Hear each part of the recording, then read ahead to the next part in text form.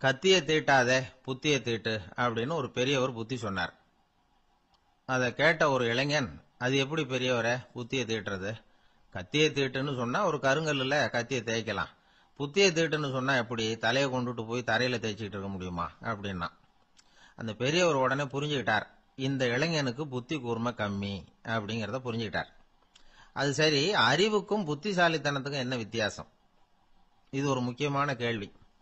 அறிவுன்னா என்ன, புத்திசாலித்தனம்னா என்ன? இதே கேள்விய சாக்ரட்டிஸ் கிட்ட அவருடைய சீடன் ஒருத்தன் கேட்டானா.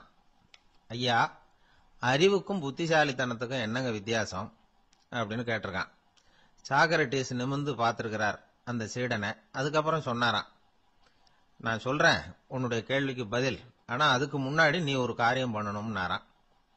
என்னங்க செய்யணும் சொல்லுங்கன்னு இருக்கான். அதோ பாரு, ஒரு பெரியவர் உட்கார்ந்துருக்கிறாரு, அவர்கிட்ட போ, இங்க இருந்து பக்கத்துல இருக்கிற அந்த கிராமத்துக்கு போய் சேர எவ்வளவு நேரம் ஆகும் அப்படின்னு கேட்டுட்டு வா அப்படி சொன்னார் சாக்ரட்டிஸ். சரின்னு சொல்லிவிட்டு இவன் போனான். அந்த பெரியவர் முன்னாடி போய் நின்னான். ஏங்க பெரியவரை, இங்க இருந்து அதோ தெரியுத அந்த கிராமத்துக்கு போய் சேர்றதுக்கு எவ்வளவு நேரம் ஆகும் அப்படின்னு கேட்டான்.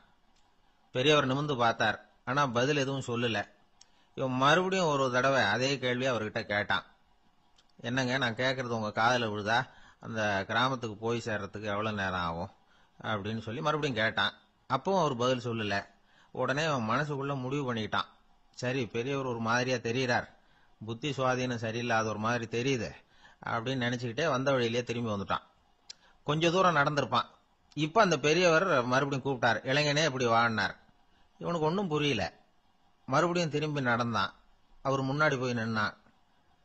பெரியவர் சொன்னார், தம்பி, இங்க இருந்து அந்த கிராமத்துக்கு போய் சேர்றதுக்கு 5 நிமிஷம் ஆகும் அப்படின்னார். இப்போ அந்த இளைஞன் அந்த முதியவரை ஒரு மாதிரியா பார்க்க ஆரம்பிச்சான். அதுக்கப்புறம் கொஞ்சம் யோசிச்சான். பிறகு அவர்கிட்டே கேட்டுட்டான், ஏங்க பெரியவரை, இதே பதில அப்பவே என்கிட்ட சொல்லி இருக்கலாமே, என்ன திரும்பி போன்னு சொல்லிவிட்டு பாதி தூரம் போனதுக்கு அப்புறம் மறுபடியும் கூப்பிட்டு அதுக்கப்புறம் இப்படி சொல்றீங்களே, இது நியாயமா அப்படின்னா. பெரியவர் சிரிச்சார். அதுக்கப்புறம் சொன்னார், ஏன்பா, நீ எவ்வளவு வேகமா நடக்கிறேங்கிறத பார்க்காம நீ கிராமத்துக்கு போய் சேர வேண்டிய நேரத்தை எப்படி என்னால சொல்ல முடியும்? அதனாலதான் உன்னை கொஞ்ச தூரம் நடக்க விட்டு உன்னுடைய நடையின் வேகம், அந்த கிராமம் இருக்கிற தூரம் ரெண்டையும் கணக்கு போட்டு அதுக்கப்புறம் நேரத்தை சொன்னேன்னார். சீடன் வந்து தலை குனிந்தான். அப்படியே திரும்பி வந்து சாக்ரட்டிஸ் முன்னாடி நின்னான். சாக்ரட்டிஸ் இப்ப சொல்றார், தம்பி, அதுக்கு பேர் தான் புத்திசாலித்தனம். இந்த அறிவு கூர்மை வந்து எல்லா இளைஞர்களுக்கும் வரணும் அப்படிங்கறதுக்காகத்தான் கத்தியை தீட்டாத புத்தியை தீட்டு அப்படின்னு பெரியவங்க எல்லாம் சொல்லிட்டு இருக்கிறாங்க. புத்தியை தீட்டுறவங்க எல்லாம் வாழ்க்கையில அறிவாளியாராங்க, தீட்டாதவங்க கோமாளியாராங்க. இதுதான் இன்னைக்கு நடக்கிறது. அதனால அறிவு கூர்மைங்கிறது வேற. இந்த காலத்து ஆசாமி ஒருத்தர் இன்னொருத்தரை பார்த்து கேட்டார், ஏங்க, ஒரு விமானம் இங்கே இருந்து புறப்பட்டு 2 மணி நேரத்துல மதுரைக்கு போய் சேருது. நல்லா கவனிங்க, ஒரு விமானம் இங்க இருந்து புறப்பட்டு 2 மணி நேரத்துல மதுரைக்கு போய் சேருது அப்படின்னா என்னோட வயசு என்னன்னு கேட்டார். இவர் கேட்கறதுல ஏதாவது அர்த்தம் இருக்கா? அதாவது இங்க இருந்து புறப்பட்டு 2 மணி நேரம் ஆகுது மதுரைக்கு போறதுக்கு, அப்படின்னா என் வயசு என்னன்னு கேட்கிறார. இத கேட்ட உடனே அவர் பதில் சொன்னார், அப்படின்னா உங்களோட வயசு 20 அப்படின்னார். எப்படிங்க அவ்வளவு கரெக்டா சொன்னீங்க அப்படின்னு கேட்டார். வேற ஒண்ணும் இல்ல, எங்க பக்கத்து வீட்டுல ஒரு முழு பைத்தியம் இருக்கு, அதோட வயசு 40, அப்படின்னா உன் வயசு 20 தான் இருக்கணும் அப்படின்னார். அரை பைத்தியம்னு முடிவு பண்ணிக்கிட்டார். அதனால வாழ்க்கையில அறிவு கூர்மைங்கிறது ரொம்ப அவசியம். அந்த புத்திசாலித்தனம் இருக்கிறவங்க வாழ்க்கையில வெற்றி பெறுவது நிச்சயம். சாலை ஓரமா அழுதுகிட்டு உட்காந்துருந்தான். பிச்சை எடுத்து சாப்பிடுற ஒருத்தன் அந்த பக்கமா வந்தான். இவனை பார்த்தான். ஏன் அழுதுகிட்டு உட்காந்துருக்கிற, என்னாச்சு உனக்கு அப்படின்னு கேட்டான். அதுக்கு இவன் சொன்னா, என்கிட்ட ஒண்ணுமே இல்ல, நான் இந்த உலகத்துல இருந்து என்ன பிரயோஜனம், அதனாலதான் அழுதுகிட்டு இருக்கிறேன் அப்படின்னா. உன்கிட்ட மறைஞ்சிருக்கிற புதையல் என் கண்ணுக்கு நல்லா தெரியுது, அது உனக்கு புரியல, அதனாலதான் அழுதுகிட்டு இருக்கிற அப்படின்னா. என்னது, புதையல் இருக்குதா, உன் கண்ணுக்கு தெரியுதா அப்படின்னு கேட்டான். ஆமா, எனக்கு தெரியுது, அந்த புதையலை நீ விக்கிறதுக்கு தயாரா இருக்கிறியா அப்படின்னு கேட்டான் இவன். இதை கேட்டதும் அந்த இளைஞனுக்கு ரொம்ப ஆச்சரியமா போச்சு. என்னது இப்படி கேட்கறானே அப்படின்னு. என்கிட்ட ஒரு காசு கூட இல்லையே, அப்படி இருக்கிறப்போ புதையல் எங்க இருந்து வந்தது அப்படின்னா. இந்த நேரத்தில் அந்த பிச்சைக்காரன் சிரிச்சான். இப்படிதான் இந்த உலகத்துல எல்லாரும் சொல்லிட்டு இருக்கிறாங்க, என்கிட்ட ஒண்ணுமே இல்லை ஒண்ணுமே இல்லைன்னு சொல்லி. ஆனா அவங்க கிட்ட தான் புதையல் இருக்கு. நீ வேணும்னா என் கூட வா, நம்ம நாட்டு அரசர்கிட்ட போவோம். உன்கிட்ட இருக்கிற புதையலை அவர் நல்ல விலைக்கு எடுத்துக்குவார் அப்படின்னா. அது எப்படி உனக்கு தெரியும்னா, இதுக்கு முன்னாடியும் இது மாதிரி பல பேரை நான் ராஜா கிட்ட அழைச்சிட்டு போயிருக்கிறேன். அதனாலதான் உன்னை பார்த்தேன், உன்னையும் கூப்பிடுறேன். நீ சரின்னு சொன்னா உன்னை அழைச்சிட்டு போறேன். உங்ககிட்ட இருக்கிற புதையலை அவர் நல்ல விலை கொடுத்து எடுத்துக்குவார் அப்படின்னு சொன்னான். இவன் இப்படி சொல்றதும் அந்த இளைஞனுக்கு ஒண்ணுமே புரியல. இது என்னது இந்த ஆள் இப்படி சொல்லிட்டு இருக்கிறான், நம்ம கிட்ட என்ன இருக்குது, அதுவும் இல்லாம இவனே பிச்சை எடுத்து சாப்பிட்டுக்கிட்டு இருக்கிறான், இவன் போய் நம்மள ராஜா கிட்ட அழைச்சிட்டு போறதா போறேங்கிறானே என்ன அப்படின்னு சொல்லி அவன் யோசனை பண்ணான். என்ன யோசிக்கிற, உனக்கு பணம் வேணும்னா என்னோட வா அப்படின்னா.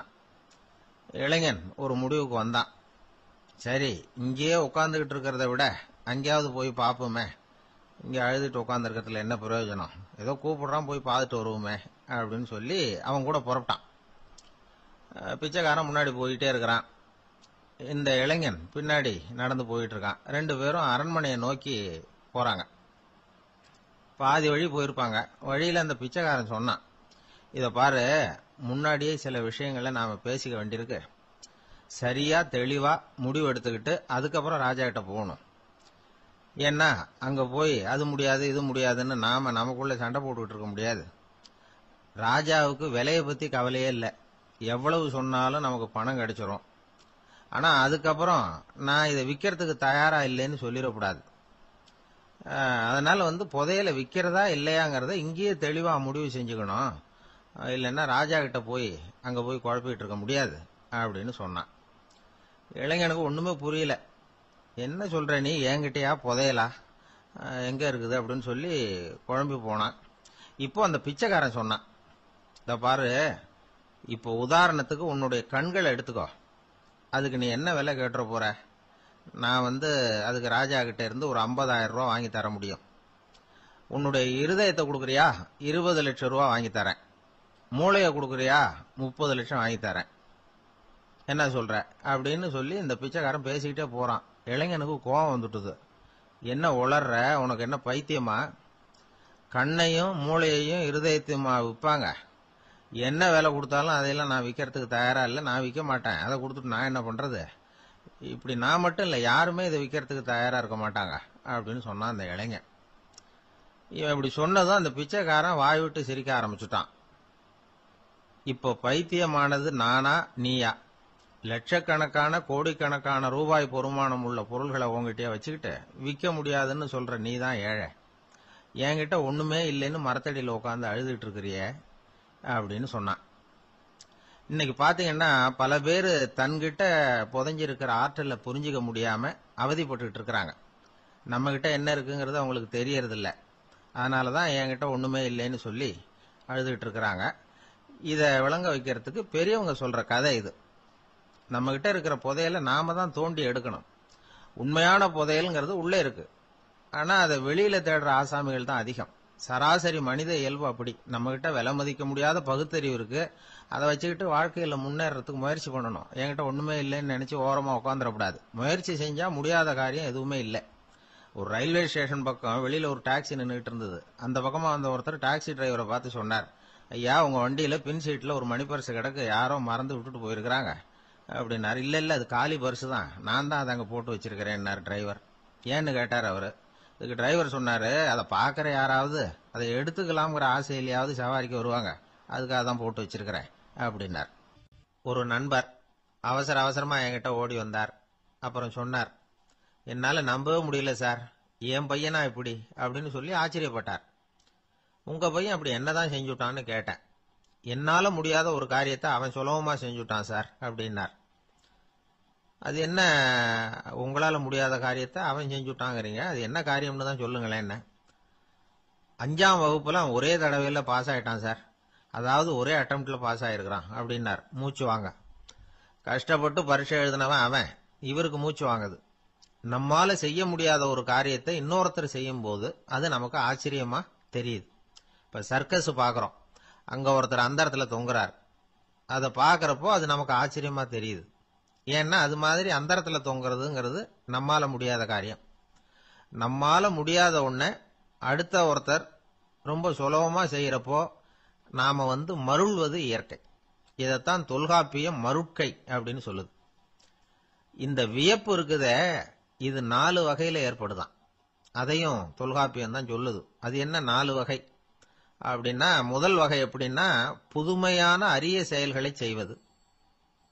2வது வகை என்னன்னா பெரிய செயல்களை செய்யறது. 3வது வகை எப்படின்னா மிக நுட்பமான செயல்களை செய்யறது. 4வது வகை ஆக்கம் தரும் செயல்களை செய்யறது. புதுமை, பெருமை, சிறுமை, ஆக்கமோடு மதினம் சாலா மருட்கை 4 அப்படிங்கிறது தொல்காப்பியம். இன்னைக்கு விஞ்ஞானம் புதுசு புதுசா எதையோ கண்டுபிடிச்சுக்கிட்டு இருக்குது. அந்த கண்டுபிடிப்புகளை எல்லாம் பாக்குறப்போ ஆரம்பத்துல ஆச்சரியமா இருக்கு, அதுக்கப்புறம் நமக்கு பழகி போடுது. இப்போ வானொலி பெட்டி புதுசா வந்தப்போ அதை சுற்றி எவ்வளவு கும்பல், ஒரு பெட்டி பேசுது அப்படிங்கிறது எவ்வளவு வியப்புக்குரிய விஷயம். இப்ப யாரும் வானொலி பெட்டியை ரொம்ப ஆச்சரியத்தோட பாக்குறது இல்ல. வச்சிருந்தாதான் ஆச்சரியமா பார்ப்பாங்க சில பேர். இந்த காலத்துல எப்படி வச்சிருக்கிறாரேன்னு சொல்லி மாறா அதை அலட்சியமாவும் பார்க்க ஆரம்பிச்சுட்டாங்க. மதினம் சாலா மருட்கை அப்படின்னு ஒரு சொற்றொடர் வருது பாருங்க, அதுல கருத்தாழம் உண்டு. எதை பத்தியும் போதுமான அளவு புரிஞ்சிக்காதப்போ ஒருத்தர் ஆச்சரியப்படுறார். புரிஞ்சுகிட்டதுக்கு அப்புறம் ஆச்சரியம் மறைஞ்சு போடுது. மிக நுட்பமான செயல்களும் நம்மளை ஆச்சரியப்பட வைக்குது. ஒரு அரிசியில ஒரு திருக்குறள் எழுதி காட்டுறாங்க, ஒரு முட்டை ஓட்டுக்குள்ள ஓவியம் தீட்டி காட்டுறாங்க. கருங்கல் சிற்பங்கள்ல எவ்வளவு நுட்பமான வேலைப்பாடுகள், அதையெல்லாம் பார்த்து ஆச்சரியப்படுறோம். இது மாதிரியே ஆக்கப்பூர்வமான செயல்களும் நம்மளை வியப்பில் ஆழ்த்தும். குப்பை கூலங்களை கூட வாழ்க்கைக்கு பயன்படுகிற பொருளா மாற்றுகிறவர்கள் இருக்கிறாங்க. அவங்களுடைய செயல் நமக்கு ஆச்சரியத்தை தருது. இடைக்காட்டு சித்தர்னு ஒருத்தர் இருந்தார். அவர் பாடிய மூவடி 30ங்கிற நூல்ல ஒரு பாட்டு வருது. ஆற்றல் பிறர் அறிதலின் ஆகம் கிளர்வு உறுதலின் கற்று அறிபாணர் கெழுமிய கோடலின் தோற்றம் உருகவே போற்றல் சால் வியப்பே. ஒருத்தருடைய ஆற்றல் தெரியாமல் இருந்தது, அவருடைய அரிய செயல்களை பார்க்கும் பொழுது வியப்பா இருந்தது, மனசுக்குள்ள கிளர்ச்சி.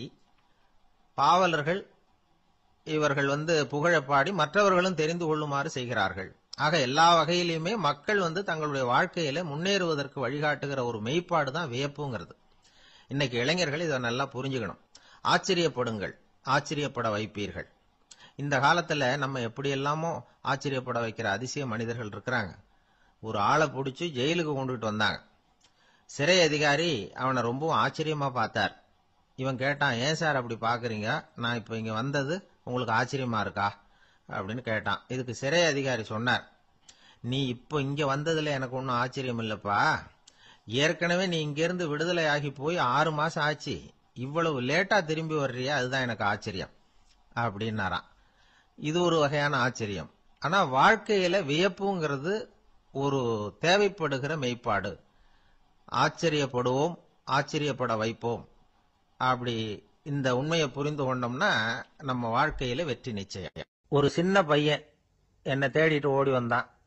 ஒரு கதை சொல்லுங்கன்னா, சொந்தமா எதுவும் தெரியாதேன்னு. உங்களுக்கு சொந்தமா எதுவும் தெரியாதுன்னு எனக்கும் தெரியும் அப்படின்னா. இந்த பையன் அடிக்கடி என்கிட்ட கதை கேட்கிறவன், அதனால என்னோட ரகசியம்லாம் அவனுக்கு அத்துப்படி.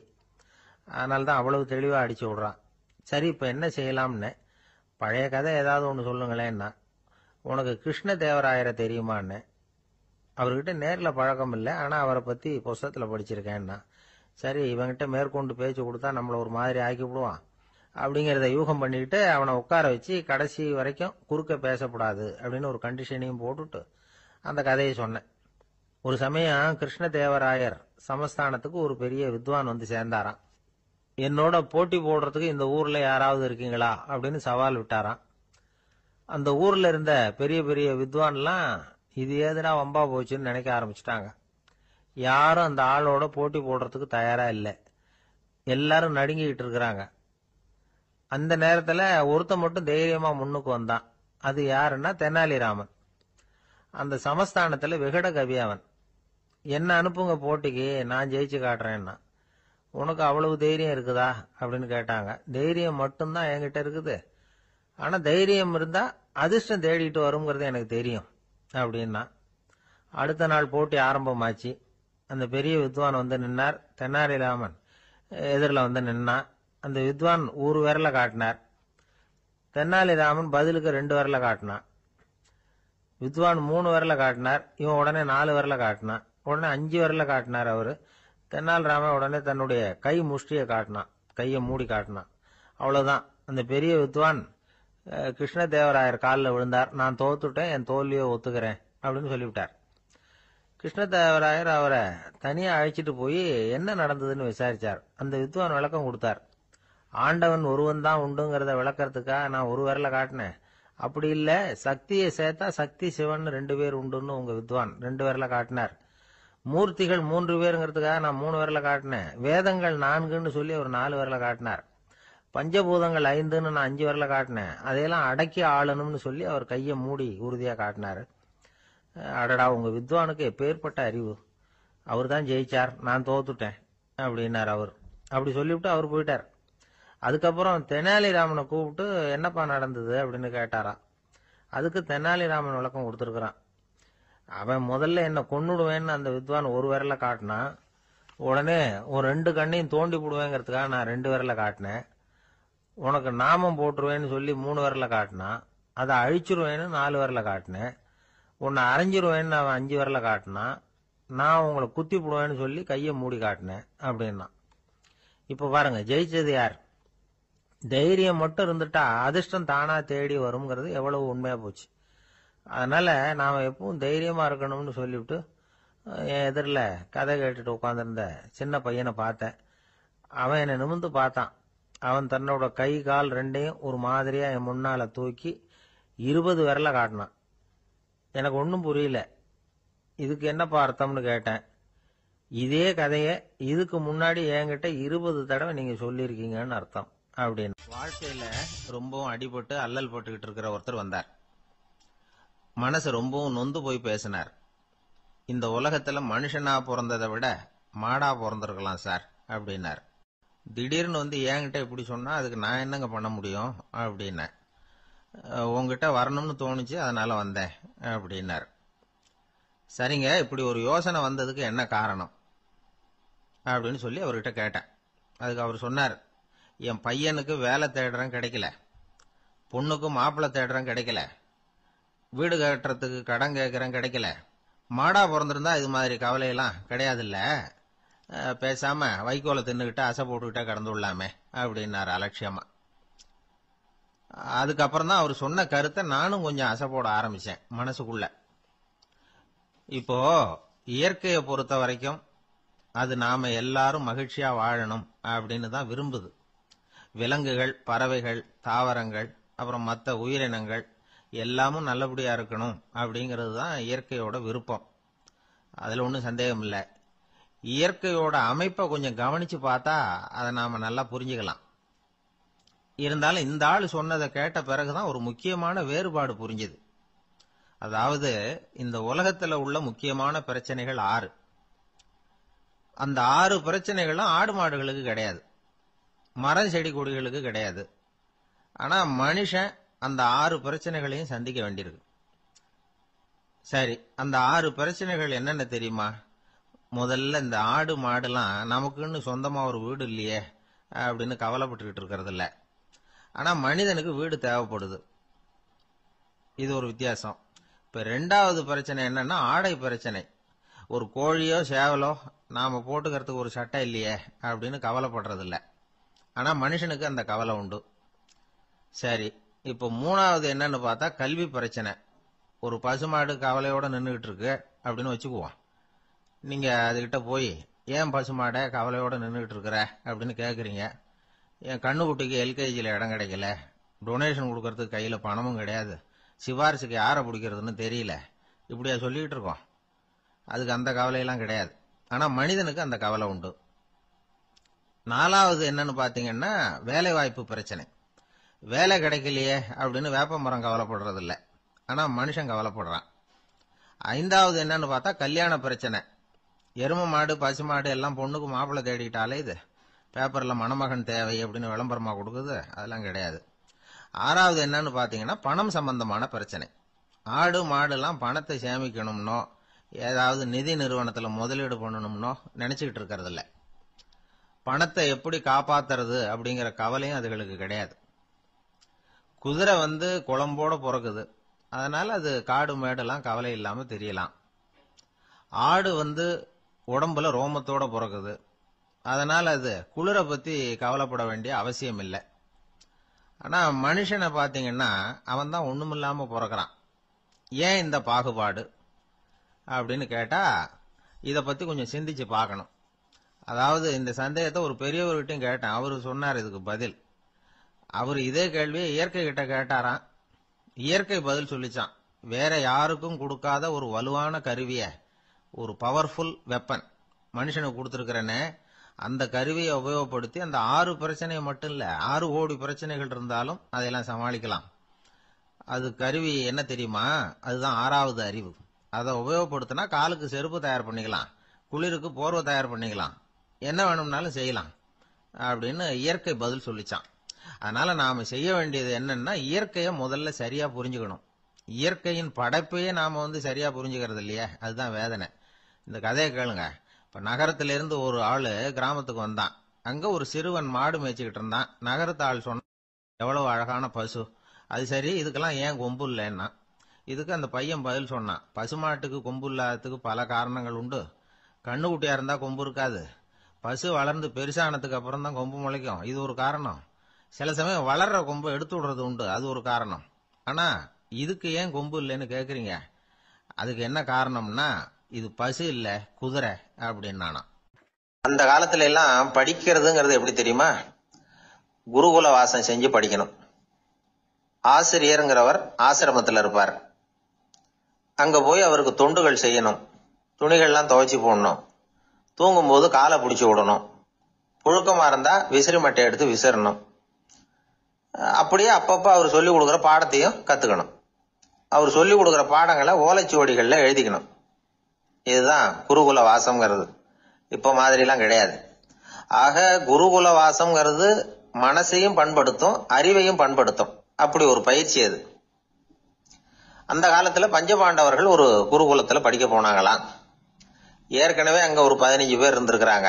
இவங்களையும் சேர்த்து மொத்தம் 20 பேர். எல்லாரும் ரொம்ப ஆர்வத்தோடு அங்க தங்கி படிச்சுக்கிட்டு இருக்கிறாங்க. 2 வருஷம் ஓடி போச்சு. எல்லாரும் ஊருக்கு திரும்ப வேண்டிய நேரம். ஆசிரியர் ஒவ்வொருத்தரா கூப்பிட்டார். இது வரைக்கும் என்ன கத்துக்கிட்ட அப்படின்னு கேட்டார். அவங்க தாங்கள் எழுதி வச்சிருந்ததை சொன்னாங்க, கத்துக்கிட்டதை சொன்னாங்க. அங்க படிக்க வந்தவங்க எல்லாருமே புத்திசாலிகள். அது மட்டும் இல்ல, பல பேர் அரச குடும்பத்தை சேர்ந்தவங்க, இளவரசர்களாக வேற இருக்கிறவங்க.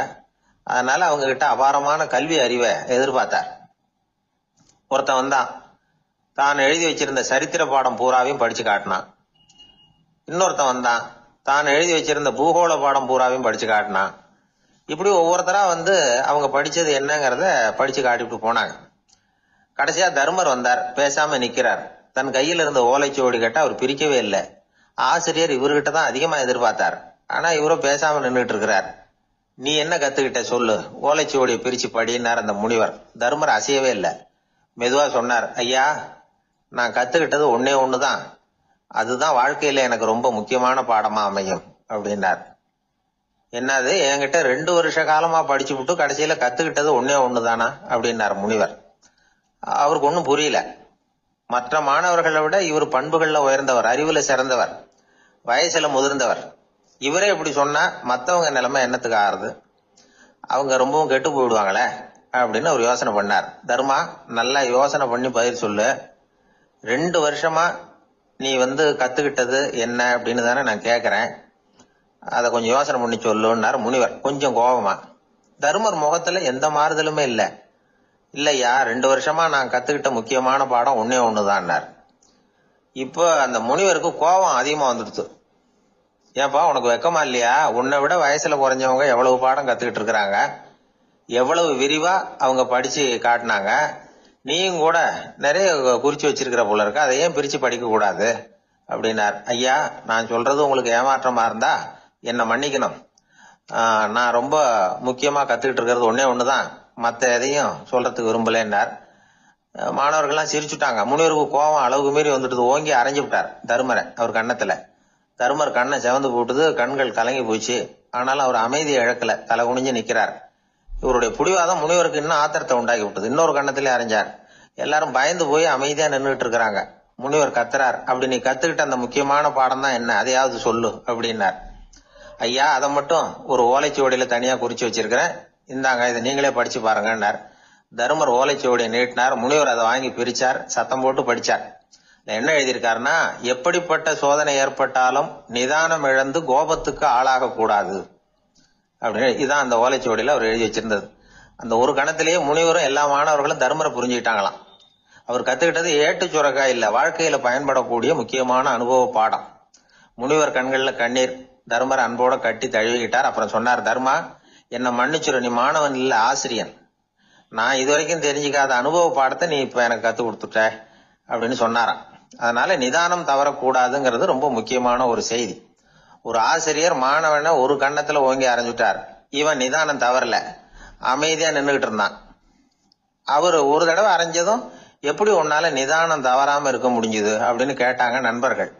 அவன் சொன்னான், நான் நிதானம் தவறி இருந்தா எங்க வாத்தியார் இன்னொரு கண்ணத்திலையும் அரைஞ்சிருப்பார், அது அதை விட பலமா இருக்கும், அதனாலதான் நான் அப்படி இருந்தேன் அப்படின்னு நானா. ஆக நாம தெரிந்து கொள்ள வேண்டியது, வாழ்க்கையில நிதானம் தவறாமல் இருக்க வேண்டும். அதுதான் வெற்றியின் ரகசியம். ஒரு பெரிய காடு, அந்த காட்டுக்கு மத்தியில ஒரு ஆசிரமம். அங்க ஒரு முனிவர் இருந்தார்.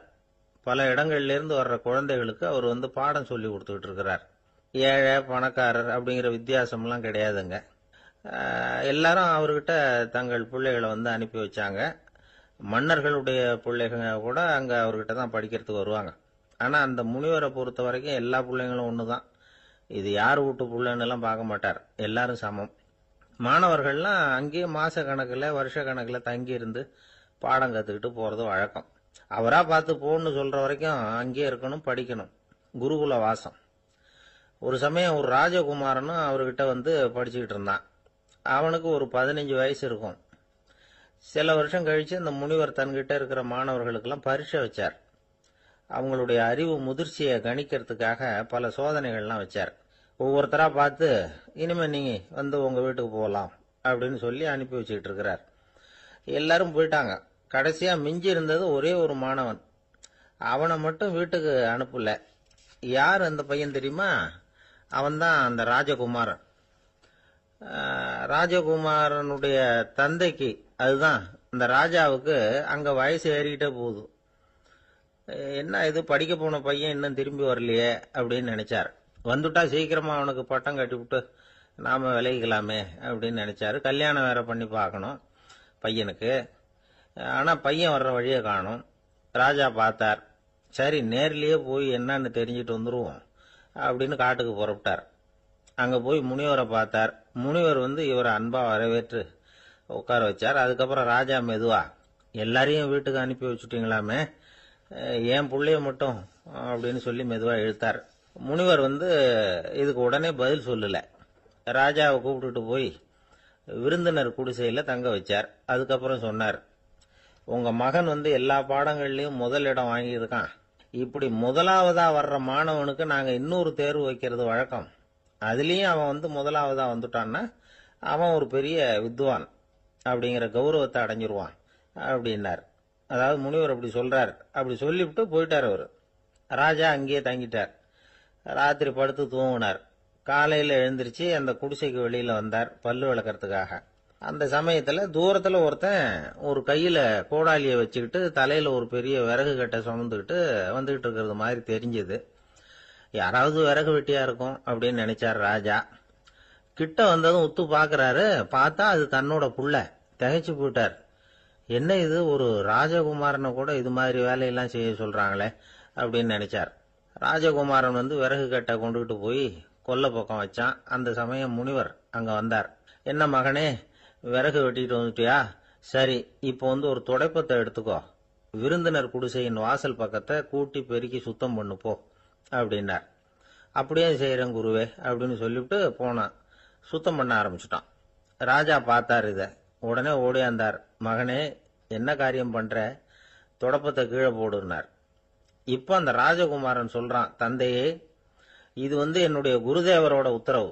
இங்க நான் ஒரு மாணவன். இங்க அரசனும் ஒண்ணுதான், ஆண்டியும் ஒண்ணுதான். குருதேவர் சொல்றத மறுக்காம செய்யறது தான் எங்க கடமை அப்படின்னா. இந்த சமயம் முனிவர் அங்க வந்தார். இவனை முதுகுல தட்டி கொடுத்தார். அப்புறம் ராஜா கிட்ட சொன்னார், அரசே, உங்க புள்ள எங்க கடைசி தேர்வுலையும் வெற்றி பெற்றுட்டான். பணிவுதான் மாணவர்களின் மிக உயர்ந்த குணம். குருநாதர் சொல்றது மனசுக்கு பிடிக்கலன்னா கூட மறுக்காம செய்யணும். அப்படி செய்யறதுனால எதை செய்யலாம், எதை செய்யக்கூடாது அப்படிங்கிற விவேகம் அவங்களுக்கு வந்துடும். செய்யக்கூடாதத கூட பெரியவங்க சொல்லிவிட்டா செஞ்சுதான் ஆகணும் அப்படிங்கிற பணிவு அவங்களுக்கு வந்துடும்.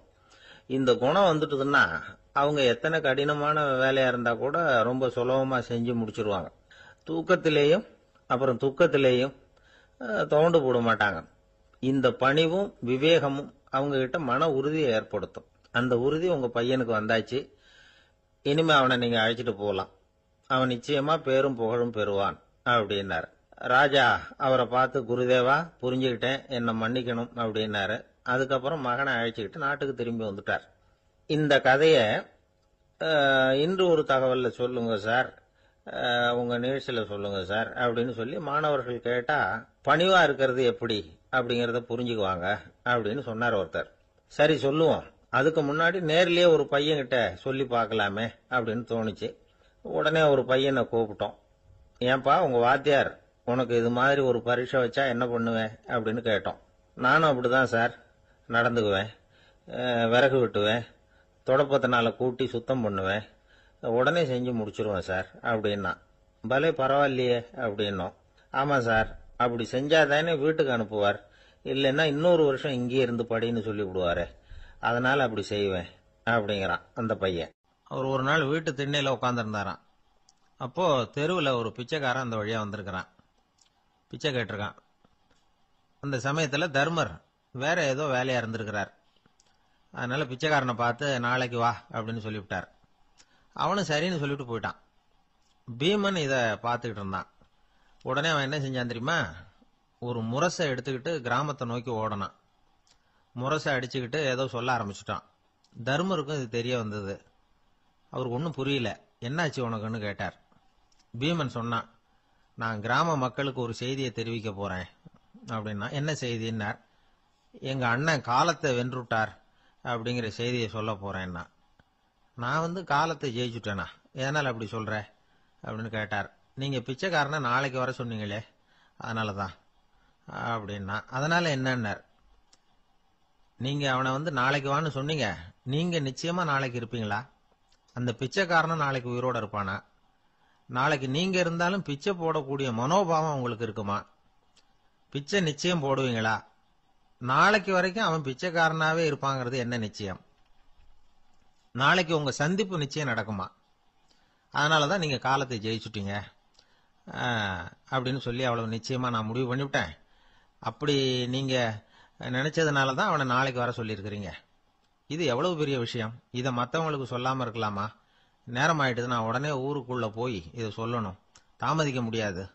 ஏன்னா இந்த நேரம் கடந்துட்டுதுன்னா அடுத்த நாழிகை எனக்கு கிடைக்கும்ங்கிறது நிச்சயம் இல்லை அப்படின்னு பீமன் சொல்லி முடிச்சுட்டு புறப்படுறதுக்கு தயாரானான். தர்மர் அவசரமா குறுக்கிட்டார். தம்பி, கொஞ்சம் பொறு, நான் தவறு பண்ணிட்டேன். பரிபூர்ண சுதந்திரம் பெற்ற மனிதன் தான் அப்படி பேச முடியும், அப்படி வாக்குறுதி தர முடியும். அந்த பிச்சைக்காரனை இப்பவே கூப்பிடு, ஏதாவது உடனே கொடுத்து அனுப்பி வச்சு விடுறேன்.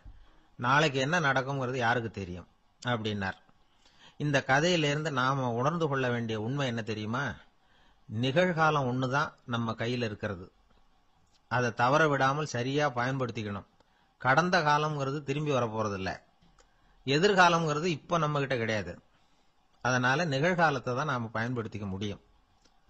ஒரு ஊர்ல ஒரு சோதிடர் இருந்தார். அவர் எதிர்காலத்தை பத்தி அதிகமா சொல்லிட்டு இருப்பார். அவருடைய சோதிடத்தை எப்படியாவது பொய்யாக்கி போடணும் அப்படின்னு சொல்லி 2 இளைஞர்கள் தீர்மானம் பண்ணிட்டாங்க. அதுக்காக ஒரு திட்டம் போட்டாங்க. அது குளிர்காலம். ஒரு இளைஞன் பெரிய கோட்டு ஒண்ணு சட்டைக்கு மேல போட்டுக்கிட்டான். அந்த மேல் கோட்டுக்கு உள்ள ஒரு புறாவை மறைச்சு வச்சுக்கிட்டான். 2 பேரும் அந்த சோதிடர் வீட்டுக்கு போறாங்க. அவரை பார்த்தாங்க. இத பாருங்க, இந்த கோட்டுக்குள்ள ஒரு புறாவை மறைச்சு வச்சிருக்கிறோம். அந்த புறா இப்போ உயிரோட இருக்கா இறந்து போச்சா, இதை நீங்க சொல்லணும். சரியா சொல்லிவிட்டா உங்க ஜோசியத்தை நம்புறோம் அப்படின்னாங்க. இவங்க மனசுக்குள்ள என்ன திட்டம்னா, புறா உயிரோட இருக்குன்னு அவர் சொல்லிவிட்டாருன்னா அப்படியே கையால் அமைக்க அதை கொண்டுட வேண்டியது. புறா உயிரோட இல்லைன்னு சொல்லிவிட்டாருன்னா அப்படியே உயிரோட எடுத்து காட்டிவிட வேண்டியது. இதுதான் அந்த இளைஞர்களோட திட்டம். அவர் என்ன பதில் சொன்னாலும் அவர் சொல்றது பொய்ன்னு நிரூபணம் பண்ணிவிடலாம்ல, இதுதான் அவங்க நம்பிக்கை. இந்த சோதிடர் எல்லா வகையிலையும் தப்பிக்க முடியாதுன்னு அவங்க நம்பினாங்க. ஆனா அந்த சோதிடர் சொன்ன பதில் இவங்களை திகைக்க வச்சுட்டுது. அவர் என்ன சொன்னார் தெரியுமா? உங்க கோட்டுக்குள்ள இருக்கிற புறா உயிரோட இருக்கா செத்து போச்சா அப்படின்னு தானே கேக்குறீங்க. அது உங்க கையில இருக்கு. அது சாகவும் இல்லை உயிரோடவும் இல்லை. அந்த பறவையின் வாழ்வும் சாவும் உங்க கையில தான் இருக்குன்னார். இவங்க தோல்வியை ஒத்துக்கிட்டாங்க. இந்த கதையை நமக்கு ஒரு உண்மையை உணர்த்துது. இன்றைய இளைஞர்கள் எதிர்காலம்ங்கிற பறவையை தங்களுக்குள்ள வச்சிருக்கிறாங்க.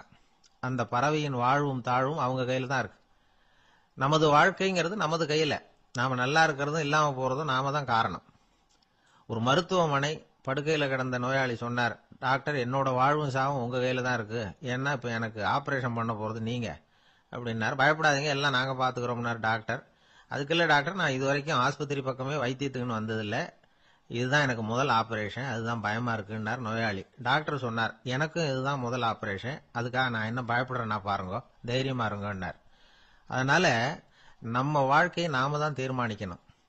அப்படி அதை தீர்மானிக்கிற பக்குவம் நமக்கு வந்துட்டதுன்னா வாழ்க்கையில வெற்றி நிச்சயம்.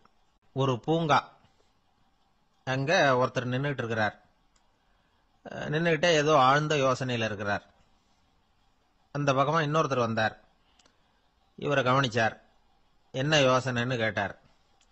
எப்படி எழுந்திருக்கிறதுன்னு யோசனை பண்ணிட்டு இருக்கிறேன்னாரு அவர். கேட்டவருக்கு ஒரு மாதிரி ஆயிட்டது. ஏற்கனவே நின்றுகிட்டு இருக்கிற ஒருத்தர் எப்படி எழுந்திருச்சு நிக்கிறதுன்னு யோசிக்கிறாருன்னா அது ஆச்சரியம் தானே. அதுக்கப்புறம் இவர் யோசிக்க ஆரம்பிச்சார், என்ன இவர் இப்படி பேசுறாரு அப்படின்னு. கீழே விழுந்தாதானே எழுந்திருச்சு நிக்க முடியும். அதனால எழுந்திருக்கணும்னு நினைக்கிறவங்க முதல்ல கீழே விழணும். இவர் முதல்ல கீழே விழணும், அதுக்கப்புறம் தான் எழுந்திருக்கிறது எப்படின்னு சிந்திக்க முடியும். இந்த உலகத்துல எல்லாருமே கீழே விழுந்து எழுந்தவர்கள் தான். இப்ப இந்த குழந்தை பருவத்துல கீழே விழாம நடைபயில கற்றுக்கிட்டவங்க யாராவது உண்டா? சின்ன வயசுல ஒரு தடவை கூட கீழே விழல சார், அப்படியே பிறந்தார் வளர்ந்தார் பெரியவர் ஆயிட்டார் அப்படின்னு யாரையும் சொல்ல முடியாது. அதனால மனுஷங்கிறவன் விழுந்து புரண்டு எழுந்துதான் நடக்க கத்துக்கிறான்.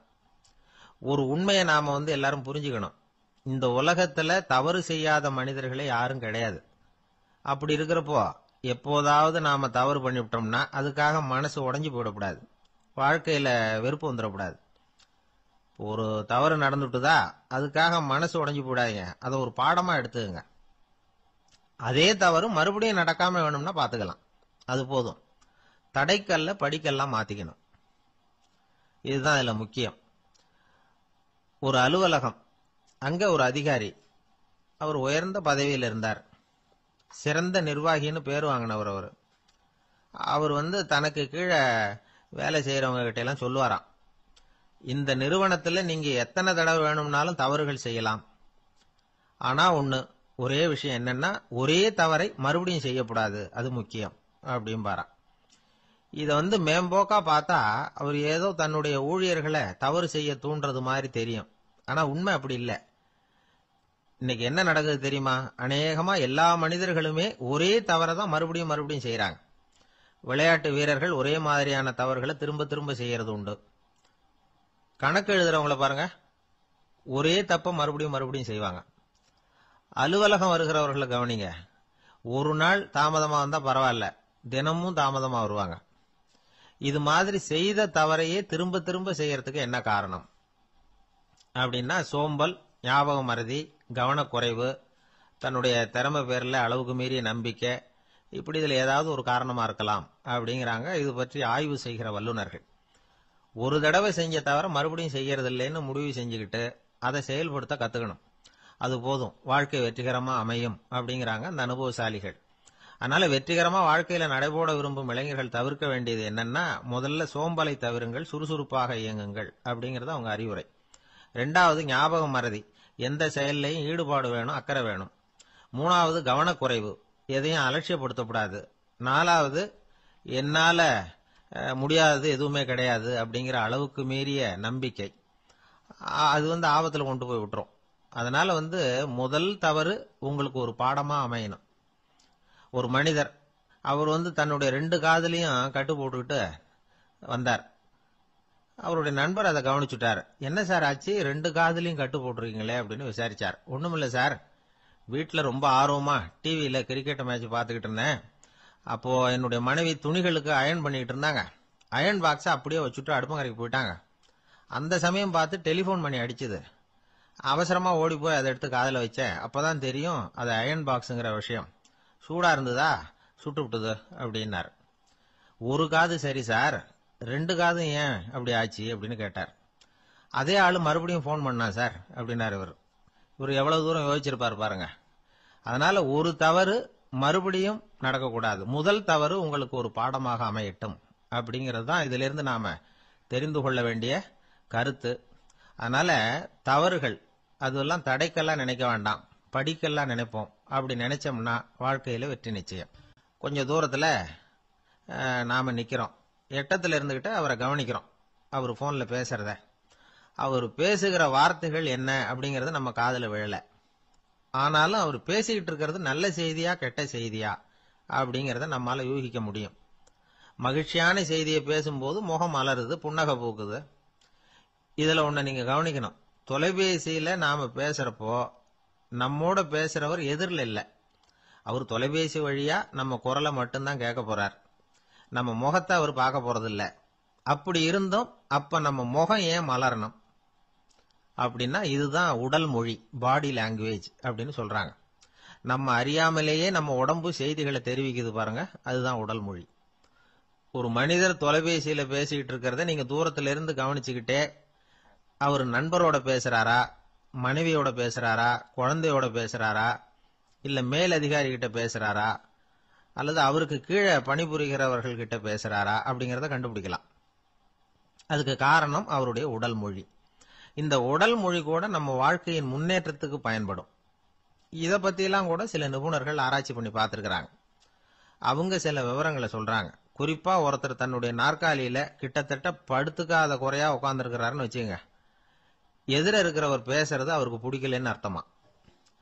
தலையை சொரிஞ்சுக்கிறது, வேற வேற திசைகள்ல பாக்குறது, கொட்டாவி விடுறது, கால்களை மாத்தி போட்டு உட்கார்றது, களைப்பா கை விரல்களை அப்படியே பின்னிக்கிறது, அடிக்கடி கடிகாரத்தை பாக்குறது, இப்படிலாம் ஒருத்தர் பண்ணிட்டு இருக்கிறாருன்னா நாம கூடிய சீக்கிரம் அந்த இடத்த விட்டு எழுந்திரிச்சு வந்துடுறது நல்லது.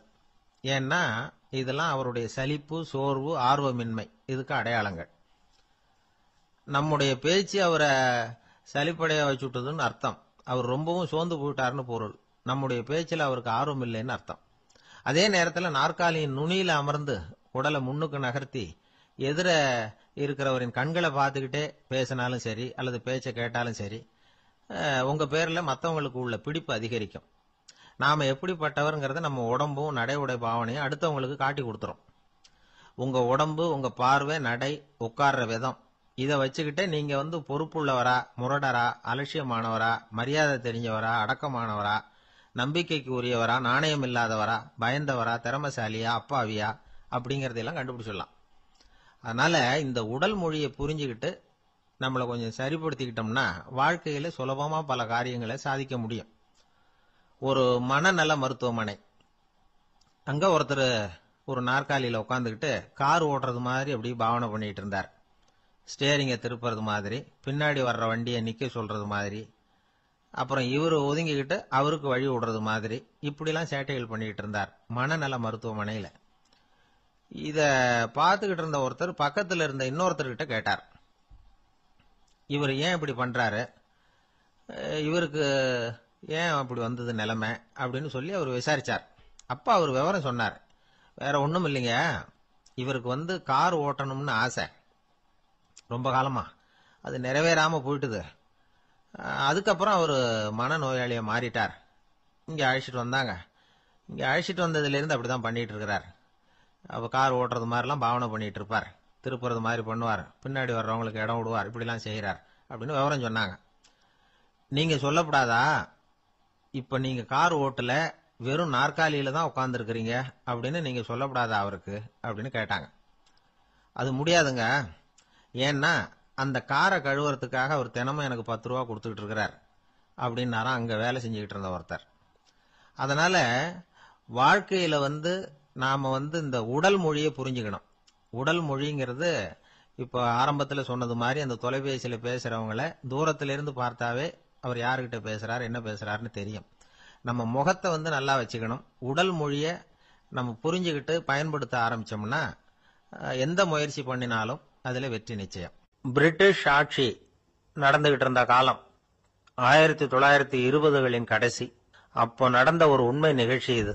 ஒரு கல்யாண மாப்பிள்ளை ரயில்ல இறங்க போறார்.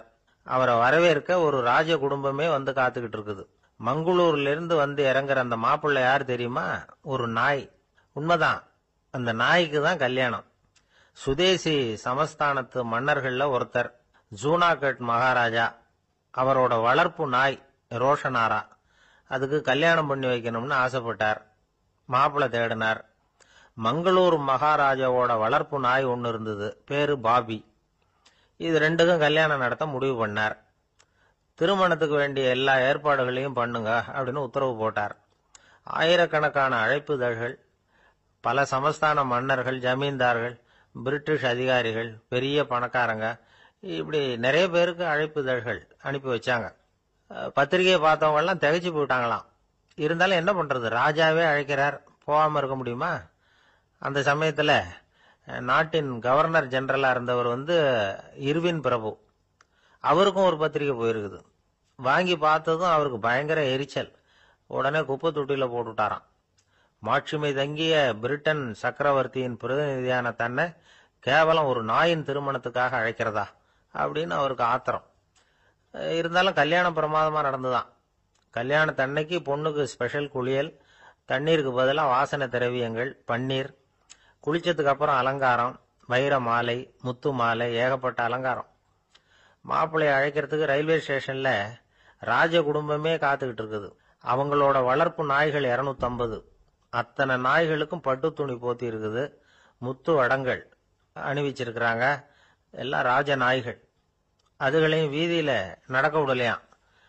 அதுகளை சுமந்துகிட்டு போக அலங்கரிக்கப்பட்ட யானைகள் காத்துக்கிட்டு இருக்குதாம். மாப்பிள்ளைக்கு வரவேற்பு எப்படி தெரியுமா? அது நடந்து வர்ற பாதை பூரா ரத்தன கம்பளம் விரிச்சிருக்குது. 2 பக்கமும் ராஜாங்க அதிகாரிகள் கைகட்டி நிக்கிறாங்க. அரசு படை வீரர்கள் அணிவகுப்பு மரியாதை செலுத்துறாங்க. அந்த நாய் ராஜ மரியாதையோட நடந்து வருது. நகையெல்லாம் போட்டுக்கிட்டு வருது. திருமண மண்டபத்துக்கு சேருது. அங்க கல்யாணம் அமோகமா நடக்குது. இந்த திருமணத்தை முன்னிட்டு அந்த ஜூனாகட் சமஸ்தானத்துக்கு 3 நாள் விடுமுறை வேற. கல்யாணத்துக்கு வந்திருந்தவங்களுக்கெல்லாம் ஏக தடபுடலா விருந்து, நாட்டியம் எல்லாம் பிரமாதமா நடந்துதான். இந்த கல்யாணத்துல கலந்துக்க வந்திருந்த மற்ற சமஸ்தானத்து மன்னர்கள், திவான்கள், அரச குடும்பத்தினர், இப்படி அவங்க 700 பேராம். அவங்க போறதுக்காக விசேஷ ரயில்கள்லாம் வேற விட்டுருக்காங்க. கல்யாணம் முடிஞ்சதும் அந்த நாய் தம்பதிகளோட பெரிய பெரிய மன்னர்கள்லாம் ஒன்னா உட்காந்து சாப்பிட்டாங்களாம். ஏர் கண்டிஷன் அறையில அந்த தம்பதிகள் கொஞ்ச காலம் வாழ்ந்திருக்கிறாங்க. கொஞ்ச நாள்ல மாப்பிள்ளைக்கு மரியாதை குறைய ஆரம்பிச்சுட்டுது. வெளியில துரத்தி விட்டாங்களாம். அந்த பெண் நாய் மட்டும் ராஜ போகங்களை அனுபவிச்சு வந்துதான். இந்த கல்யாணத்தை பார்த்துட்டு தொடர்ந்து மற்ற சமஸ்தானத்து மன்னர்களும் நாய் திருமணங்கள் நடத்த ஆரம்பிச்சுட்டாங்களாம். இது உண்மையில நடந்திருக்குது. இப்படி அது இருக்கட்டும். இப்ப நம்ம கதைக்கு வருவோம். ஒரு ராஜாவுக்கு ரொம்ப நாள் கழிச்சு ஒரு குழந்தை பிறந்துதான். அரண்மனை ஜோசியரை கூப்பிட்டுருக்கார் ராஜா. ஜோசியரே, என் மகன் வருங்காலத்துல சிறந்த வாழ் வீரனா வரணும்னு ஆசைப்படுறேன். வருவானாங்கிறத கொஞ்சம் பார்த்து சொல்லுங்களேன் அப்படின்னாராம். ஜோசியர் சொன்னார், மன்னா, உங்க புள்ள வாழ் வீரனா வர்றது கஷ்டம். ஆனா அவரும் உங்களை மாதிரியே நாய்க்குட்டிகள் பேர்ல பிரியமா இருப்பார். அதுகளுக்கு கல்யாணமும் பண்ணி வைப்பார் அப்படின்னாராம்.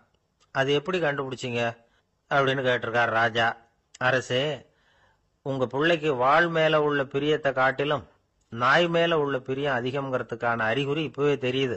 நல்லா கவனிச்சு பாருங்க. அவரு வாழ்ன்னு கத்துறாரு அப்படின்னாரு. கவனிச்சு பார்த்துட்டு அப்படி எனக்கு காதுல விழலையே அப்படின்னாராம் மன்னர். அதனாலதான் சொன்னேன், அவர் கத்துறது வாழ்ன்னு கத்தல, வள்ளுன்னு கத்திக்கிட்டு இருக்கார். அதனாலதான் அப்படி சொன்னேன் அப்படின்னாராம் அரண்மனை ஜோசியர். இந்த உலகத்துல உண்மையாவே வேதாந்தம் பேசுறவங்களும் உண்டு. உள்ளுக்குள்ள வேற மாதிரி இருந்துகிட்டு வெளியில வேதாந்தம் பேசுறவங்களும் உண்டு. ஒரு ஆள் இருந்தார். அவரு ஒரு கடை வச்சு வியாபாரம் பண்ணிக்கிட்டு இருந்தார். மகா கஞ்சன், யாருக்கும் எந்த உதவியும் செய்ய மாட்டார். எச்சில் கையென்ன ஈர கையை கூட உதற மாட்டார். அப்படிப்பட்ட மனுஷன். அந்த ஊருக்கு ஒரு முனிவர் வந்துகிட்டு இருந்தார். வருஷத்துக்கு ஒரு தடவை வருவார். ஒரு நாள் 2 நாள் இருப்பார், அப்புறம் போயிடுவார். அந்த முனிவர் வர்றப்போலாம் இந்த ஆள் எழுந்திருச்சு ஓடி போய் அவரை வரவேற்பான். ரொம்ப பெரிய வேதாந்தி மாதிரி அவர்கிட்ட பேசிக்கிட்டு இருப்பான். காயமே இது பொய், வெறும் காற்றடைத்த பையும்மா, தர்மம் தலைகாக்கும்மா. பணம் என்ன சார் பணம், இன்னைக்கு ஒருத்தன் கையில இருக்கும், நாளைக்கு ஒருத்தன் கையில இருக்கும், எல்லாம் மாயம். எனக்கு தான் இன்னமும் இந்த சம்சார பந்தத்திலிருந்து விடுபடுறதுக்கு நேரம் வரலேம்மா. அந்த முனிவரும் இந்த ஆள் இப்படி சொல்றதை கேட்ட உடனே, ஏப்பா அப்படி சொல்ற, இப்ப கூட நீ சரின்னு சொல்லு, உனக்கு தீட்சை கொடுத்து இதுல இருந்து விடுபடுற ஞானத்தை போதிக்கிறேன் பார். உடனே அந்த ஆள் என்ன சொல்லுவான் தெரியுமா? ஐயோ சாமி, இப்போ அது எப்படிங்க முடியும், பிள்ளைங்கள்லாம் சின்ன சிறுசுங்க, அதுகளுக்கெல்லாம் ஒரு கல்யாணம் காட்சின்னு செஞ்சு கடமையை முடிச்சுட்டா நீங்க சொல்றபடி செஞ்சு விடலாமா. சரி, இன்னும் முனிவர் போயிடுவார். அடுத்த வருஷம் வருவார். இவன் வழக்கம் போல வேதாந்தம் பேசுவான். சரி தீட்சை கொடுக்குறேன் வா அம்பார். பேரம்பேத்தியை பார்க்கணும், கோர்ட்ல கேஸ் ஒன்று இருக்கு, அது முடியணும் அப்படின்னு தயங்க ஆரம்பிச்சிருவான். எல்லாம் சொல்லுவான், ஆனா குடிக்கிறதுக்கு தண்ணி கூட கொடுக்க மாட்டான். ரொம்ப வருஷம் கழிச்சு மறுபடியும் ஒரு நாள் அந்த ஊருக்கு முனிவர் வந்தார். இவன் கடைக்கு வந்தார். அப்புறம் அங்க கல்லாவில் நம்ம ஆள் இல்லை, அவன் புள்ளதான் உட்காந்துருக்கிறான். அப்பாவை போலவே புள்ளையும் எழுந்திரிச்சு ஓடியாந்து முனிவரை வரவேற்றான். அப்பா எங்கன்னு விசாரிச்சாரு முனிவர். ஐயோ அதை ஏன் கேக்குறீங்க சாமி, உங்ககிட்ட தீட்சை வாங்கி இந்த சம்சார பந்தத்திலிருந்து விடுதலை பெறணும்னு சொல்லிக்கிட்டே இருப்பார், அது நிறைவேறாமலே போய் சேர்ந்துட்டார். போன மாசம் ஒரு நாள் திடீர்னு நெஞ்சு வலிக்குதுன்னாரு, அவ்வளவுதான் போட்டுன்னு போயிட்டார் அப்படின்னு புலம்புனான் பையன். இதை கேட்டதும் முனிவர் சிரிச்சாரான். அவன் எங்கடா போவான், உன் அப்பா எங்கேயும் போகல, இதோ வாழை ஆட்டிக்கிட்டு உன் காலடியிலே இருந்துகிட்டு இருக்கான் பார் அப்படின்னு சொல்லி அங்க நின்றுகிட்டு இருந்த ஒரு நாயை சுட்டி காட்டினாராம். என்ன சாமி சொல்றீங்க அப்படின்னு ஆச்சரியமா கேட்டிருக்கான் பையன். உடனே முனிவர் அந்த நாயோட தலையில ஒரு தட்டு தட்டி பேசுறா அப்படின்னாராம். உடனே அந்த நாய் வேதாந்தம் பேச ஆரம்பிச்சுட்டுதான். காயமே இது போய் வெறும் காற்றடைத்த பைய அப்படின்னு தான். முனிவர் சொன்னார், அடே இப்பவும் ஒன்னும் கெட்டு போல, நீ விரும்புனா சொல்லு, உனக்கு தீட்சை கொடுத்து என் பின்னாடியே அழைச்சிட்டு போயிடுறேன், அங்க அழைச்சிட்டு போய் உனக்கு ஞானத்தை போதிக்கிறேன், வர்றியா அப்படின்னு கேட்டிருக்காரு. உடனே அந்த நாய் சொல்லிச்சான், ஐயோ அதை ஏன் கேக்குறீங்க சாமி, நான் உண்ணாம தின்னாம ஏராளமான சொத்து சேர்த்து வச்சுட்டேன். என் பிள்ளைங்க அதோட பெருமை தெரியாம ராத்திரி நேரம்லாம் கதவை திறந்து போட்டுட்டு தூங்கிடுவாங்க. அதனால இப்படி நாயா பிறந்து ராத்திரி பகலா சுத்தி சுத்தி காவல் காத்துட்டு கிடக்கிறேன். இப்ப எப்படி சாமி வர முடியும் அப்படின்னு கேட்டுதான். அறியாமையிலேயே சுகம் கண்டு இப்படி இருக்கிற ஆளுங்களுக்கு எப்படி விடுதலை கிடைக்கும், எப்ப விடுதலை கிடைக்கும் அப்படின்னு கேட்கிறார் தசாவதானி, திருக்குறள் பேர் ராமையா. அவர் கேட்கறது நியாயம் தானே. இந்த காலத்து பையன் ஒருத்தன் அப்பா கிட்ட சொன்னான், அப்பா இன்னைக்கு நான் 1 ரூபா மிச்சப்படுத்தி விட்டேன் அப்படின்னு. நானும் அப்படியா, என்னடா பண்ணேன்னு கேட்டிருக்காரு அப்பா. டவுன் பஸ்ல ஏறாம அது பின்னாடியே ஓடியாந்தேன், 1 ரூபா மிச்சம் தானே அப்படின்றான். அட பாவி, ஒரு ஆட்டோ பின்னாடி ஓடியாந்துருந்தா 10 ரூபா மிச்சமாயிருக்குமே, வேஸ்ட் பண்ணிட்டியே அப்படின்னாராம் அந்த அப்பா. ஒரு கோவில்ல ஆன்மீக சொற்பொழிவு நடந்துகிட்டு இருக்குது. ஒரு பெரியவர் பேசிக்கிட்டு இருக்கார். கடவுளை பத்தியும் சொர்க்கத்தை பத்தியும் மனுஷனை பத்தியும் அவர் விவரமா பேசுறார். எல்லாரும் உட்கார்ந்து கேட்கறாங்க. அந்த கூட்டத்துல ஒரு தத்துவ ஞானியும் உட்கார்ந்துருக்கிறார். அவரு அவருடைய நண்பர். பேசி முடிச்சதும் அந்த பெரியவர் மேடையை விட்டு இறங்கினார். நேரா அந்த தத்துவ ஞானி கிட்ட வந்தார். எப்படி இருந்தது என்னுடைய பேச்சு அப்படின்னு கேட்டார். நீங்க பேசினது ஒண்ணுக்கு ஒண்ணு முரண்பாடா தெரிஞ்சது அப்படின்னாராம் இவரு. நான் என்ன அப்படி தப்பா பேசிவிட்டேன் அப்படின்னாராம் அவரு. கடவுளை நம்புகிறவன் சொர்க்கத்துக்கு போவான்னு சொன்னீங்க, அப்புறம் நல்ல விதமா வாழறவன் சொர்க்கத்துக்கு போவான்னு சொன்னீங்க அப்படின்னாராம். இதுல என்ன முரண்பாடுன்னு கேட்டிருக்காரு அவர். இதுலதான் முரண்பாடு தெரியுது எனக்கு. அதாவது இங்க ஒருத்தன் எல்லா தப்பும் பண்ணிட்டு இருக்கிறான், அவன் கடவுளை நம்பினான்னா அவன் சொர்க்கத்துக்கு போவானா, இது என்னுடைய முதல் கேள்வி. இல்லைன்னா ஒருத்தன் எந்த தப்பும் பண்ணல, ரொம்ப ஒழுங்கா வாழ்ந்துகிட்டு இருக்கிறான், ஆனா அவன் கடவுளை நம்பல, அவன் என்ன நரகத்துக்கு தான் போவானா. கடவுள் நம்பிக்கை உள்ள ஒரு திருடன் என்ன ஆவான், எங்க போவான். கடவுள் நம்பிக்கையே இல்லாத ஒரு நல்லவன் என்ன ஆவான், எங்க போவான். ஒருத்தன் இங்க கடவுள் நம்பிக்கையோட வாழறது முக்கியமா அல்லது நல்லவனா வாழறது முக்கியமா, இதுதான் இவர் கேட்ட கேள்வி. இதை கேட்டதும் அந்த பெரியவர் குழம்பி போயிட்டார். அவர் சொன்னது நியாயம் தானே. கடவுளை நம்புறவன் தான் சொர்க்கத்துக்கு போவான்னா பேசாம கடவுளை நம்பிக்கிட்டு இந்த உலகத்துல எல்லா தப்பும் பண்ணிட்டு இருக்கலாமே. பேச்சாளர் குழப்பத்தோட வீட்டுக்கு போனார். படுத்து தூங்கினாரு. ஒரு கனவு வந்தது. கனவுல அவர் ஒரு ரயில்ல வேகமா போயிட்டு இருக்கிறார். எதிரில் உட்கார்ந்து இருக்கிறவரை பார்த்து நாம இப்ப எங்க போறோம்னு கேட்டார். சொர்க்கத்துக்கு போயிட்டு இருக்கிறோம் அப்படின்னாங்களாம். ரயில் போய் நின்னுது. இவர் இறங்கினார். இங்க கௌதம புத்தர் இருப்பார், சாக்ரட்டிஸ் இருப்பார், அவங்கள பார்க்கறதுக்கு ஒரு நல்ல வாய்ப்பு அப்படின்னு நினைச்சுக்கிட்டே அங்கேயும் இங்கேயும் பார்த்தார். அங்க யாருமே இல்லை. ஒரே பாலைவனம் மாதிரி இருக்குது. பச்சை இல்ல, பசுமை இல்ல, பூக்கள் இல்ல, மரம்லாம் மொட்டையா நிக்குது. எலும்பும் தோலுமா சில முனிவர்கள் அங்கேயும் இங்கேயுமா உட்காந்துருக்கிறாங்க. இவர் அவங்க கிட்ட போய் இந்த புத்தர், சாக்ரட்டிஸ் இவங்க எல்லாம் எங்க இருக்கிறாங்கன்னு கேட்டாராம். அப்படி யாரும் இங்க இல்லையே, அவங்க எல்லாம் யாரு அப்படின்னு திருப்பி கேட்டிருக்கிறாங்க. இவருக்கு அதிர்ச்சியா போச்சு. அப்படின்னா அவங்க எங்க போயிருப்பாங்க? உடனே ரயில் நிலையத்துக்கு ஓடி வந்தார். அப்பதான் நரகத்துக்கு ஒரு ரயில் புறப்பட்டுக்கிட்டு இருந்தது அங்கிருந்து. அதுல ஏறி உட்கார்ந்தார். ரயில் வேகமா போச்சு. நரகம் நெருங்க நெருங்க காற்று குளிர்ச்சியா வீச ஆரம்பிச்சுதான். வெளியில பசுமையா இருந்துதான். அழகான மலர்கள், அழகான நீர்நிலைகள், நந்தவனங்கள், ரொம்ப அருமையா இருக்குது. ரொம்ப அங்க இருந்தவங்க எல்லாம் ரொம்ப மகிழ்ச்சியா உல்லாசமா வேற இருந்திருக்கிறாங்க. எங்க பார்த்தாலும் ஆடல் பாடல் உற்சாகம். இவர் ரயில விட்டு இறங்கினார். அவருக்கு சந்தேகம், இதுவா நரகம் அப்படின்னு விசாரிச்சிருக்கார். ஆமா, இதுதான் நரகம் நாங்களாம். எனக்கு ஒரு சந்தேகம் இருக்காரு, என்னன்னு கேட்டிருக்காங்க. கௌதம புத்தரும் சாக்ரட்டிஸும் லாவோஸும் இவங்க மாதிரி இன்னும் பல பேரும் கடவுள் நம்பிக்கை இல்லாதவங்க, அவங்க எல்லாம் இங்க இருக்கிறாங்களா அப்படிங்கறது தான் என்னுடைய சந்தேகம் அப்படின்னாரா. இப்ப அவங்க சொல்லியிருக்கிறாங்க, இப்ப நீங்க பாக்குறீங்களே பசுமையும் பச்சை பயிர்களும் ஆடல் பாடல்களும் அழகிய மலர்களும், இது எல்லாமே கௌதம புத்தரும் சாக்ரட்டிஸும் அது மாதிரி மகான்களும் இங்க வர ஆரம்பிச்ச பிறகுதான் உண்டாக ஆரம்பிச்சது. இந்த பிரதேசத்தை அவங்க அப்படியே மாத்திவிட்டாங்க. இப்போலாம் இங்க இருக்கிறவங்க யாரும் சொர்க்கத்துக்கு போறதுக்கே ஆசைப்படுறது இல்ல அப்படின்னாங்களாம்.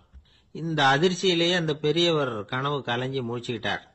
இதுல இருக்கிற கருத்து என்னன்னா, நல்லவர்கள் எங்க இருக்கிறாங்களோ அந்த இடத்துக்கு பேர் தான் சொர்க்கம். சொர்க்கம் நரகம்ங்கிறதெல்லாம் ஆன்மீக பண்புகள், அவ்வளவுதான். ஒரு ஊர்ல ரெண்டு இணைபிரியாத நண்பர்கள். ஒருத்தன் கேட்டான், இப்ப கடவுள் நம்ம முன்னாடி உங்க ரெண்டு பேர்ல யாராவது ஒருத்தர் மட்டும் என்னோட சொர்க்கத்துக்கு வரலாம் அப்படின்னு கூப்பிட்டா நீ என்ன சொல்லுவேன்னு கேட்டானா. இவன் ரொம்ப பெருந்தன்மையா உன்னையே அழைச்சிட்டு போக சொல்லிடுவேன் அப்படின்னு இருக்கான். அப்படின்னா உனக்கு சொர்க்கம் வேணாமான்னு கேட்டிருக்கான் அவன். நீ என்னை விட்டுட்டு போனாவே அப்புறம் இந்த பூலோகமே எனக்கு சொர்க்கம் தாண்டா அப்படின்னு நானா இவன். ஒரு சின்ன பையன் வந்தான். அவனை பார்த்து ஒரு கேள்வி கேட்டோம்.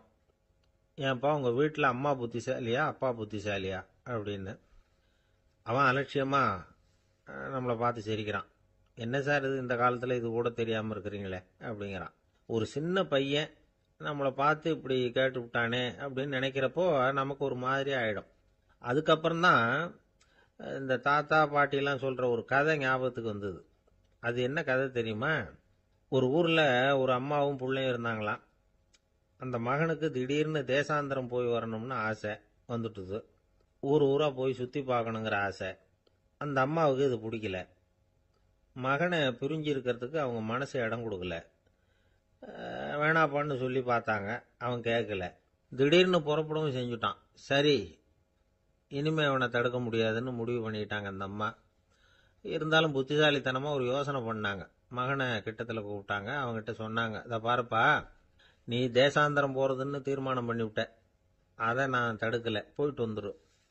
ஆனா போறதுக்கு முன்னாடி எனக்கு ஒரு வாக்குறுதி கொடுத்துட்டு போ அப்படின்னாங்க. போறப்போ ராத்திரியா இருந்தாலும் பகலா இருந்தாலும் சரி, புளிய மரத்து நிழல்ல தான் தங்கணும்.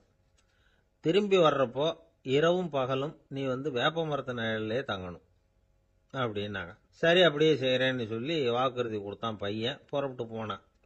போற வழியில புளிய மரத்து நிழல்லே தங்கினான், தூங்கினான். அப்படி போய்கிட்டே இருந்தான். 7வது நாள் அவன் உடம்பு சுகம் இல்லாம போயிட்டுது. ரொம்பவும் பலவீனம் ஆயிட்டான். இனிமே நடக்க முடியாதுங்கிற நிலைமை வந்துட்டுது. யோசிச்சு பார்த்தான். சரி, இதுக்கு மேல போக வேண்டாம் அப்படின்னு முடிவு பண்ணிட்டு திரும்பி வர ஆரம்பிச்சுட்டான். திரும்பி வர்றப்போ வழியில வேப்ப மரத்து நிழலையே தங்கி தங்கி வந்தான். நாளுக்கு நாள் உடம்பு சரியா வந்துட்டுது. 7வது நாள் வீட்டுக்கு சேர்றான். உடம்பு பழையபடியே கலகலப்பாயிட்டுது. பூர்ண சுகம். தேசாந்திரம் போன பையன் திரும்பி வந்துட்டானே அப்படின்னு அந்த அம்மா ஆச்சரியப்படலை. ஏன்னா அவங்களுக்கு தெரியும் இப்படி ஆகும்னு. பையன் சீக்கிரமா திரும்பி வரணுங்கிறதுக்காகத்தான் அவங்க அந்த யோசனையை சொன்னாங்க. என்ன விஷயம்ங்கிறதையும் அவங்களே சொன்னாங்க. மகனே, புளிய மரத்து நிழல் உடம்புக்கு உஷ்ணத்தை கொடுக்கும், சீக்க உண்டாக்கும். அதனால நீ தொடர்ந்து புளிய மரத்து நிழல்ல தங்கினாவே நோய்க்கு ஆளாயிட்ட. அதனால பயணத்தை முடிச்சுக்கிட்டு திரும்பி வரணுங்கிற முடிவுக்கு வந்துட்ட. திரும்பி வர்றப்போ நீ தங்கினது வேப்ப மரத்து நிழல், அது உடம்புக்கு குளிர்ச்சியை தரக்கூடியது, நோயை தீர்க்கக்கூடியது. அதனால சுகமா வீட்டுக்கு வந்து சேர்ந்துட்டேன். உன்னோட தேசாந்திர பயணத்தை தடுக்கிறதுக்காக தான் இப்படி பண்ணினேன் அப்படின்னாங்களாம் அந்த அம்மா. பாத்தீங்களா அம்மாவோட புத்திசாலித்தனத்தை? அப்பாவா இருந்தா இப்படியா பண்ணுவார்? ஒரு அப்பா பையன்கிட்ட 10 ரூபா கொடுத்து இதை எடுத்துக்கிட்டு அடுத்த ஊருக்கு போய் அங்க இருக்கிற மாமா கிட்ட இதை கொடுத்துட்டு வாடா, வழியில எங்கேயாவது மரத்தடியில படுத்து தூங்கி விடாதே அப்படின்னு எச்சரிக்கை பண்ணி அனுப்புனாராம். பையனுக்கு எச்சரிக்கையா வாழறது எப்படிங்கிறத கத்துக் கொடுக்கறதுக்காக இப்படி பண்ணார். அவன் பணத்தை வாங்கிட்டு போனான். அப்பா சொன்னதை மறந்துட்டு ஒரு மரத்தடியில படுத்து தூங்கிட்டான். அவனுக்கு தெரியாம அவன் பின்னாடியே போன அப்பா அவன் கையில இருந்த அந்த 10 ரூபாயை நைஸா எடுத்துட்டு வந்துட்டார். அவன் பையில தானே வச்சிருந்தான், அது தெரியாம எடுத்துட்டு வந்துட்டார். அவன் தூங்கிட்டு இருக்கான். எடுத்துட்டு ஒரு மறுபடியும் வீட்டுக்கு வந்துட்டார். பையன் முழிச்சுக்கிட்டு பைய தடவி பார்க்கறான், பணத்தை காணும். அழுதுகிட்டே திரும்பி வந்தான். அப்பா கிட்ட விஷயத்த சொன்னான். அப்பா சிரிச்சுக்கிட்டே சொன்னார், அதுக்கு தான்ப்பா ஆரம்பத்திலேயே எச்சரிக்கை பண்ணினேன், இனிமேலாவது நீ ஜாக்கிரதையா இருக்கணும் அப்படிங்கிறதுக்காக தான் இப்படி பண்ணினேன். அந்த பணம் எங்கேயும் போயிடல, நான் தான் அதை உனக்கு தெரியாம எடுத்து வச்சிருக்கிறேன். இதோ பாரு அப்படின்னு